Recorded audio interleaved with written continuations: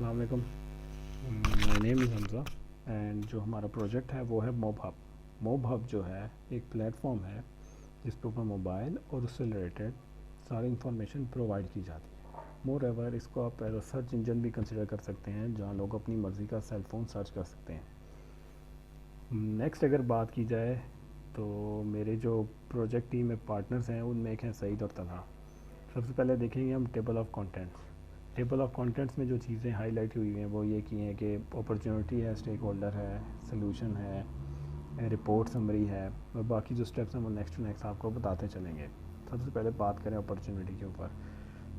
Opportunity में अगर हम देखें तो मार्केट में जैसे कि ब्रांड्स के दरमियान बहुत ज़्यादा कंपटीशन है। इस कंपटीशन की वजह से मंथली बेसिस के ऊपर नए से नए sale phones with new pricing और न्यू फीचर्स आते रहते हैं मार्केट में।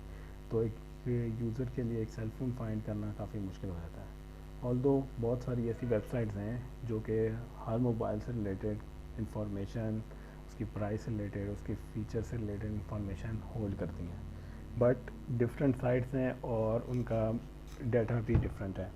तो इट्सेल्फ अगर देखा जाए तो ये भी एक मुश्किल काम है यूज़र के लिए। साथ के साथ ये है कि आप जब यूज़र बहुत सारी साइट्स के ऊपर विज़िट करता है तो वो अनश्योर्ड हो जाता है, अनक्लियर हो जाता है कि ये इसका डाटा ठीक है, उसका डाटा ठीक है, तो ये काफ़ी मुश्किल हो जाता है। इसके साथ ये है कि इस सारी चीज़ों को मद्देनज़र रखते हुए हमने फिर एक आइडिया अपने जहन में लेकर आए हैं और उसको एज अ प्रोजेक्ट की फॉर्म में हम आपके सामने पेश करेंगे। अब हमारे जो प्रोजेक्ट है बेसिकली उसमें कुछ स्टेक होल्डर्स हैं जैसे कि विज़िटर है, रिटेलर है, एडमिन है, रजिस्टर्ड यूज़र है, सोल्यूशन की बात इस तरह है कि सबसे पहले हम ये है कि यूज़र को एक ऐसा प्लेटफॉर्म देना चाहते हैं जिसमें हम उसका टाइम सेव कर सकें, उसकी एफ़र्ट सेव कर सकें। जैसे कि आपने देखा कि मार्केट में बहुत सारे प्लेटफॉर्म अवेलेबल हैं जो कि मोबाइल से रिलेटेड इंफॉर्मेशन रखते हैं, but any how her platform के ऊपर जाना, विज़िट करना, it's a time consuming and effort much work. तो इन सब चीज़ों को देखते हुए हम जो आइडिया लेकर आए हैं उसमें ये है कि हम इन्हीं ही सारी साइट्स के डाटा को क्रॉल करके यूज़र को एक प्लेटफॉर्म पर डाटा प्रोवाइड करेंगे। उससे ये होगा कि सारा डाटा उसको जब एक प्लेटफॉर्म पर मिल जाएगा तो उसको मल्टीपल साइट्स को विज़िट नहीं करना पड़ेगा और इसी से उसका टाइम भी बच सकेगा और उसको एफ़र्ट भी कम करनी पड़ेगी। मोर ओवर इसके अंदर हम एक और चीज़ इंक्लूड करेंगे, वो ये है कि हम रिटेलर्स को भी कुछ बेनिफिट प्रोवाइड करेंगे। जैसा कि एक तो छोटा सा कॉन्सेप्ट लेकर आए हैं एफिलिएट मार्केटिंग का। एफिलिएट मार्केटिंग में यह है कि वो एफिलिएट लिंक के थ्रू अपनी कोई भी चीज़ को, प्रोडक्ट को ऑनलाइन सेल कर सकता है। इसके साथ के साथ सर्च इंजन प्रोवाइड है। सर्च इंजन इस तरह से है कि डिफरेंट फ़िल्टर्स हैं जिनकी बना के ऊपर लोग अपनी मर्ज़ी का सेल फ़ोन सर्च कर सकते हैं। जैसे कि कुछ साइट्स हैं वो बाय प्राइसिंग करते हैं, कुछ हैं वो बाय मॉडल करते हैं, कुछ हैं वो बाय ब्रांड करते हैं। तो हमने ये सब सारे ये जितने भी फ़िल्टर्स हैं इन सबको एक ही जगह पे कोलैप्स कर दिया ताकि यूज़र आसानी से एक ही जगह अपनी मर्ज़ी का फ़िल्टर यूज़ करके चीज़ को सर्च कर सके। और इसके साथ साथ एक और चीज़ ये है कि हम अपने जो यूज़र होगा उसकी हिस्ट्री को, सर्च बेस्ड हिस्ट्री को, कंपैरिजन बेस्ड हिस्ट्री को मैनेज करेंगे, स्टोर करेंगे, जिसकी बिना पे उसको हम रिकमेंडेशन कर सकते हैं या इवन के सजेशन प्रोवाइड कर सकते हैं। तो ये एक ऑप्शन भी हम अपने यूज़र को देंगे। प्रोग्रेस रिपोर्ट में अगर बात करें रिक्वायरमेंट की तो उसमें यह है कि रिक्वायरमेंट्स जो हैं हमने वो कुछ टेक्निक्स एंड टूल्स के थ्रू ली हैं। जैसे कि हमने ब्रेनस्टॉर्मिंग का कॉन्सेप्ट है वो यूज़ किया, ऑब्जर्वेशन है उसको कंसिडर किया है।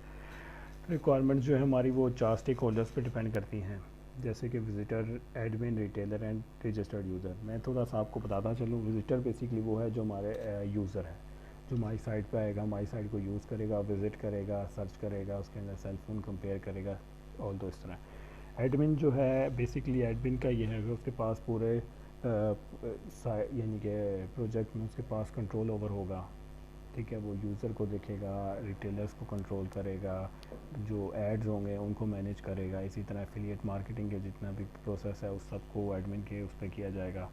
तो इसके साथ जो रिटेलर है उसको भी उसका अपना एक मॉड्यूल प्रोवाइड किया जाएगा। रजिस्टर्ड यूज़र इस तरह है कि एक यूज़र है वो हमारी साइट पर आकर रजिस्टर्ड हो जाता है तो उसको फैसिलिटेट किया जाता है कि उसको हम उसकी हिस्ट्री बेस्ड, उसकी ऐड टू कार्ट बेस्ड जो है उसके ऊपर हम उसको सजेशंस या मोबाइल से रिलेटेड रिकमेंडेशंस या न्यू कोई भी ऑफर्स वगैरह आई हों तो उससे हम उसको वो चीज़ें उसको प्रोवाइड। रिक्वायरमेंट्स की कोई ये है कि हमारे फंक्शनल रिक्वायरमेंट्स जो हैं वो ऑलमोस्ट 70 बनी हैं और उनकी डिवीजन कुछ इस तरह है कि विजिटर जो है 11 है, रिटेलर की जो है 14 है, एडमिन की जो है 25 है और रजिस्टर्ड यूज़र की जो है वो 20 है। नॉन फंक्शनल रिक्वायरमेंट्स की बात की जाए तो उसके अंदर ये है कि हमारा सिस्टम जो है उसमें लर्नेबिलिटी को देखा गया और यूजेबिलिटी को, कि हमारा सिस्टम जो है वो कितना ईजी टू लर्न है और कितना ईजी टू यूज़ है। इसी तरह यूज़ केस हैं, यूज़ केस जो है हमारे वो भी इन्हीं 4 रिटेलर्स के ऊपर डिपेंड करते हैं और ऑलमोस्ट वो टोटल हमारे जो हैं 31 हैं। उनकी भी सब डिवीजन्स जो हैं इस तरह हुई हैं कि एडमिन के हक़ में जो है एडमिन के जो है वो 10 हैं, रिटेलर के जो है 7 है, विजिटर के 3 है और रजिस्टर्ड यूज़र के 11 है। फर्दर मोर जो है मेरे पार्टनर हैं वो आपसे डिस्कस करेंगे चीज़ें। Thank you. अस्सलाम वालेकुम, मेरा नाम सईद अनवर है और यहाँ से आगे मैं कंटिन्यू करूँगा। हम अपने प्रोजेक्ट में माइक्रो सर्विसेज आर्किटेक्चर यूज़ करेंगे। इसमें कुछ यूँ होगा कि क्लाइंट रिक्वेस्ट एपीआई के थ्रू माइक्रो सर्विसेज से इंटरेक्ट करेंगी और मुख्तलिफ टास्क के लिए मुख्तलिफ माइक्रो सर्विसेज बनेंगी। ये माइक्रो सर्विसेज हम पाइथन में बनाएंगे और माइक्रो सर्विसेज का डाटा नो एसक्यूएल मतलब जो हम फायरबेस यूज़ करेंगे फायरबेस में हम स्टोर करेंगे। और इसके डिज़ाइन में हमने use case diagram, system sequence diagram, activity diagram और स्कीमा हम बनाए हैं। मैं इन सब को थोड़ा थोड़ा एक्सप्लेन करूँगा। तो यूज़ केसेस में हमारे पास हमारे प्रोजेक्ट के लिए में 4 स्टेक होल्डर हैं। विजिटर है, रजिस्टर यूज़र है, एडमिन है, रिटेलर है। विजिटर के लिए यूज़ केसेस हमने ये 3 निकाले हैं, make search, make comparison, get register. और इसी तरह जो एडमिन के लिए भी रजिस्टर यूज़र के लिए हमने मुख्तलिफ यूज़ केसेस निकाले हैं और इस तरह रिटेलर के लिए भी मुख्तलिफ यूज़ केसेस निकाले हैं और एडमिन के लिए भी। इस तरह इनको आगे फुली रेस्ट फॉर्मेट में भी। उसके बाद है एक्टिविटी डायग्राम। एक्टिविटी डायग्राम यहाँ मैं एक एक्टिविटी को एक्सप्लेन करूँगा। इस तरह उसने मतलब एक यूज़र ने मोबाइल कंपैरिजन करना है तो पहले वो मोबाइल पे क्लिक करेगा, फिर सिस्टम उसको मोबाइल की स्पेसिफिकेशन दिखा देगा। उसके बाद यूज़र मोबाइल कंपेयर के बटन पे क्लिक करेगा और सिस्टम उसको कंपेयर लिस्ट में उस मोबाइल को ऐड कर देगा। उसके बाद चेक करेगा कि वो मोबाइल 2 से कम है या ज़्यादा है। अगर 2 से कम है तो उसको वापस न्यू मतलब एक और मोबाइल ऐड करने का ऑप्शन पे ले जाएगा और अगर 2 से ज़्यादा है तो उसको मोबाइल की कंपैरिजन दिखा देगा। उसके बाद हमारे पास फायरबेस स्कीमाज हैं। क्योंकि ये नो एसक्यूएल है इसलिए इसकी ईआरडी नहीं बनेगी, तो इसमें हमने मुख्तलिफ स्कीमाज बस स्कीमाज हैं। इस तरह यूज़र का स्कीमा हो गया, मोबाइल स्कीमा, उसकी विश लिस्ट का mobile specification, notification, affiliate products, discussion schema और इनमें मुख्तलिफ आगे इनकी फील्ड्स हैं। उसके बाद इम्प्लीमेंटेशन में हमने मुख्तलिफ लिस्ट बनाई है टूल्स और टेक्नोलॉजीज़ की। हम जो प्लेटफॉर्म हम वेब और मोबाइल एप्लीकेशन यूज़ करेंगे और टेक्नोलॉजी हमने माइक्रो सर्विसेज यूज़ किया है और फ्रेमवर्क हमने फ्लटर, Vue.js, Laravel और डेटाबेस में हमारे पास फायरबेस है और टूल्स हमने VS कोड और एंड्रॉयड स्टूडियो और गिट यूज़ की है। उसके बाद टेस्टिंग में हमने ब्लैक बॉक्स टेस्टिंग और वाइट बॉक्स टेस्टिंग फ्यूचर में करेंगे। ब्लैक बॉक्स टेस्टिंग में हमने रिक्वायरमेंट्स गैदर करने के बाद उसकी टेस्ट केसेस बनाए हैं और इससे टेस्टिंग में ब्लैक बॉक्स टेस्टिंग में एग्जांपल के लिए हमने ये साइन अप का पहले टेस्ट डाटा बनाया, फिर उसके टेस्ट केसेस बनाए हैं। टेस्ट डाटा में हमने ये नेम कर लिया है, उसमें वैलिड होगा ABC का स्मॉल और कैपिटल और इनवैलिड होगा आउट ऑफ स्पीड।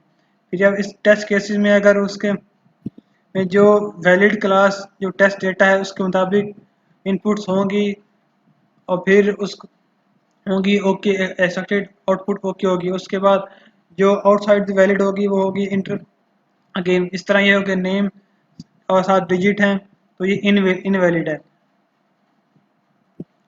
उसके बाद इंडोवर में हमजा ने डॉक्यूमेंटेशन की है और मैंने डॉक्यूमेंटेशन और प्रोटोटाइप की है। और उसके बाद हमने अपने काम को डिवाइड किया था मुख्तलिफ मॉड्यूल में, और उसके बाद हमने इनको इकट्ठा बाद में कंबाइन कर लिया था। जो हमने इस सिचुएशन में हमने जो ये कोरोना वायरस की वजह से बनी थी, इसमें हमने जूम और एमएस टीम और गिटहब में के थ्रू हमने कम्युनिकेशन की है। और वर्क ब्रेकडाउन में हमने मिल्टेशन में प्रॉब्लम आइडेंटिफिकेशन, फंक्शनल रिक्वायरमेंट में विजिटर, एडमिन, यूज़र और रिटेलर और नॉन फंक्शनल रिक्वायरमेंट निकाली है। और सिस्टम डिज़ाइन में आर्किटेक्चर, उसका डेवलपमेंट, उसके यूज़ केसेस डायग्राम, उसकी फुल ड्रेस फॉर्मेट, उसकी system sequence diagram, activity diagram और स्कीमा डालें। और टेस्टिंग में हमने ब्लैक बॉक्स टेस्टिंग और वाइट बॉक्स टेस्टिंग की। टेस्टिंग हम फ्यूचर में करेंगे। चैलेंजेस में हमें मुख्तलिफ चैलेंज फेस करने पड़े।